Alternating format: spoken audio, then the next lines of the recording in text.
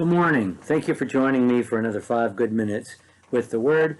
I'm Barry Bryson, and we're continuing our study of David's wives. We mentioned that he had 8 wives.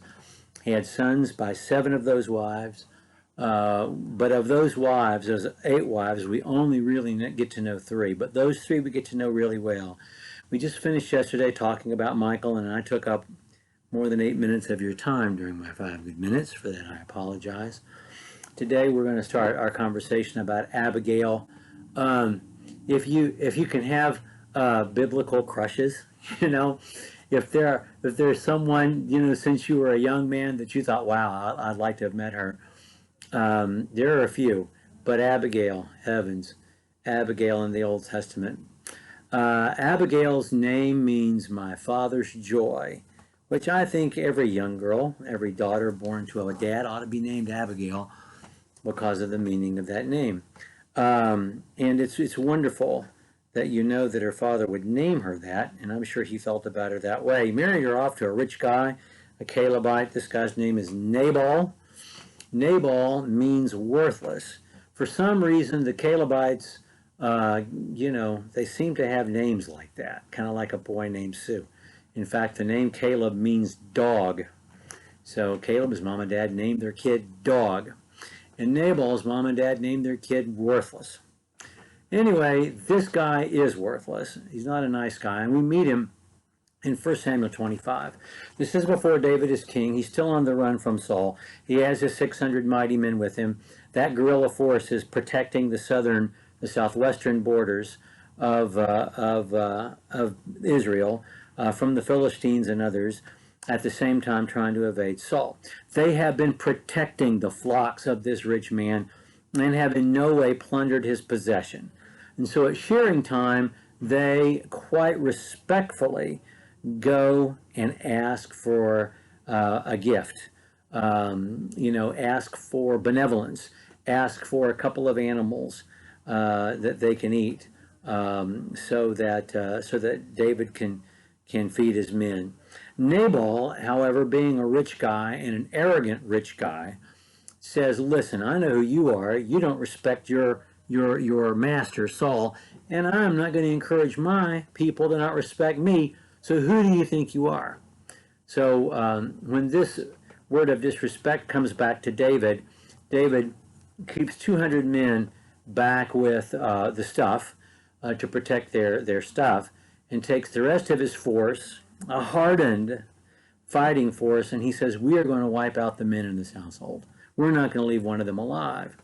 Well, the servants are wise enough to go to Abigail, the woman of the house, and say to her mistress, we're all going to die. I cannot believe what our Lord did to David, and they were the best. They took care of us, and they treated us respectfully.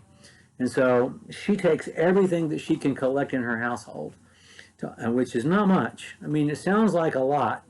A few dressed animals, a few hundred, rolls of, some clusters of grapes. And it sounds like a lot, but to feed 600 men, it would not feed 600 men.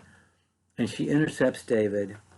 And in this account that is drenched in testosterone between Nabal and David, the voice of grace, the voice of reason, comes from Abigail. When she meets David, she gets off of her animal. She falls at his feet.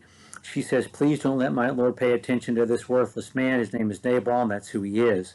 Now let my Lord, as Yahweh lives and as your soul lives, since he's restrained you so far from shedding blood, from avenging yourself by your own hand, let your enemies and those who seek evil against my Lord be as Nabal.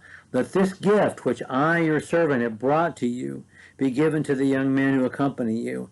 And please forgive the transgression of your maidservant, for Yahweh will certainly make for my Lord an enduring house, because my Lord is fighting the battles of Yahweh. Evil shall not be found in you all your days. And should anyone rise up to pursue you and seek your life, then the life of my Lord shall be bound up in the bundle with the living of the Lord your God, Yahweh your God. But the lives of your enemies he will sling out as from a hollow of a sling. She's connecting to all these things that happened in David's life. What a, man, just the brain power, the wisdom of this woman. It shall come about when the Lord shall do for my Lord according to all the good that has spoken to you, and appoint you ruler over all Israel, that this will not cause grief or a troubled heart to my Lord, both by having shed blood without cause, and by my Lord having avenged himself, when Yahweh shall deal with my Lord, and then remember your maidservant. And David says to her, you have been such a blessing to me. I would have killed every man in this household, and I would have brought reproach upon myself, but you stopped me. And says, bless God, bless you. You've been a blessing to me, and I understand now that that you're right, and I'm sorry. And so he pays her respect. He recognizes, for the one and only time that we know about in his life, the value of a valuable woman, and relents.